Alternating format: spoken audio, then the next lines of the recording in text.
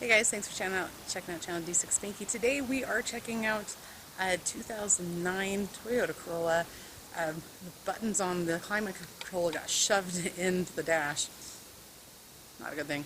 And anyway, it stays really hot and doesn't cool down. And they had their AC checked; it was fully charged. And so they think maybe this is the problem. Perhaps tile may be broken. But we're going to take a look at that, and to do that we have to take the entire dash apart.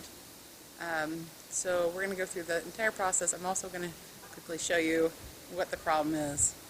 So come on guys, let's go learn something. Okay, like I said, this is 2009 Toyota Corolla. I've already taken off the center part and the two little things up at the top. These are really easy to take off if you have this tool.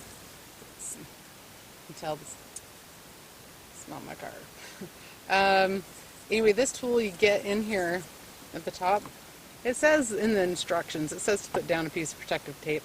Really not necessary. So you just kind of edge it in there and you pull it all straight forward at you, all the way along.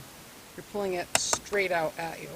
And then same for the lower part. Now, down here, if you have an automatic, like this one is, you can turn this around so you can get it up and around this assembly, this part here. So like that, it'll come up. I know I should have filmed it, but the customer's here and we were chatting, we were looking at it. I was hoping I could go from here and then work my way up, but it looks like it's the dash stacked on top of this, stacked on top of this, stacked on top of this.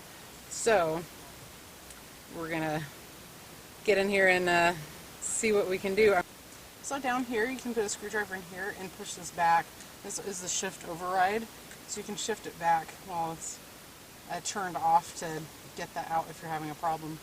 I didn't have a problem with just turning it, and that's what it says to do in the manual on like all data anyway.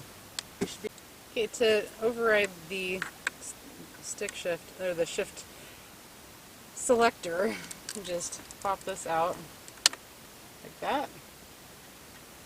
Then very carefully out. Don't lose it. Get in here, sorry. Push this down. So I'll push it down and then with my other hand and put it back in neutral so it's out of the way. Hooray, that's pretty handy. And this is also helpful if you can't, if your car dies and it's in a certain gear and you want to put it neutral, that's the way.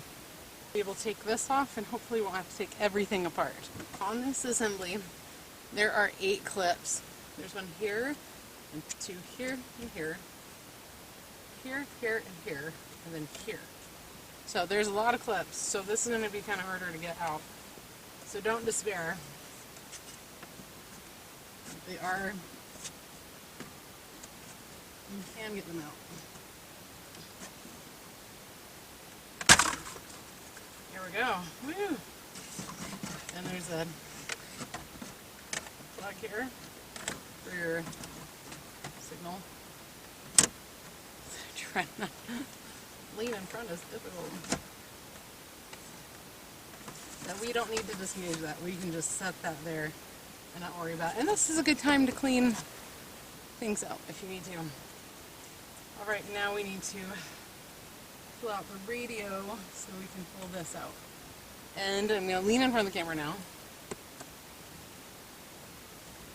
And this is just held in by clips. And then there's going to be a ton of wires behind this. So this one went up here. I want to give you a quick view of what these tabs look like.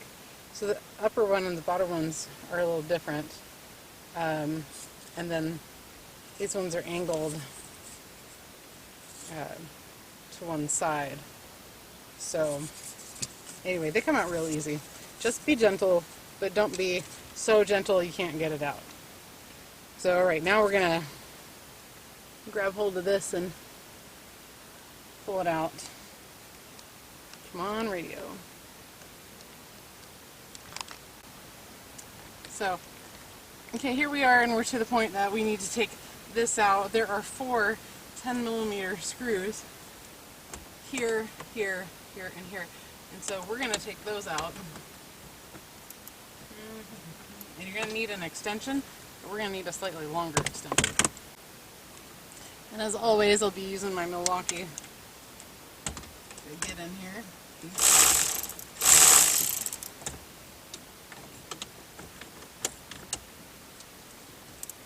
So they are not on very tight at all. I use it to crack it loose first, and then take them off. I'm kind of blind on this side. So just crack them loose first.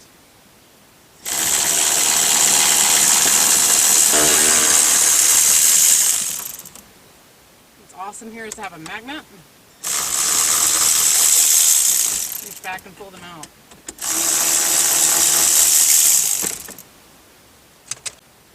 Okay, now to get those out, you just use a magnet tool. This is the easiest way. One you can extend is nice too. So there's 4. I don't even have to look. Okay, so now grab it. That's not nice. Here on the bottom, we've got 2 screws keeping this part on. We're going to go ahead and disconnect this.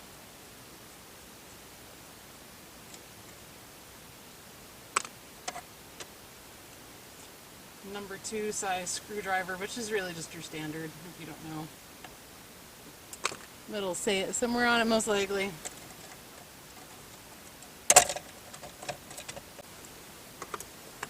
Alright, so we're just going to set all this to the side. I don't want to disconnect all this. There's some junk in here that might fall out, but that's okay. I just don't want to disconnect as much as I can. It's maybe not super professional, but it's what it is. There we go. If you pry on this very gently, these little ears, don't pry so hard you can break. Use some plastic, not metal, to pry. Or you can just use this, grab onto it, and yank. It's a little intimidating to do that, even though that kind of stressed me out because I don't want to destroy her car. But I need to get to her car.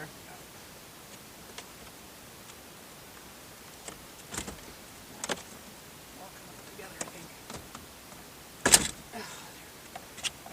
Falling out, breaking apart. Alright. So now we've got that out. And I can't pull it too far out because of all the things that are connected on the radio. But this has gotten knocked in. So we're also going to, it goes the other way. Oh, look at that, lovely. So this does need to come out so you can maneuver around that. All right.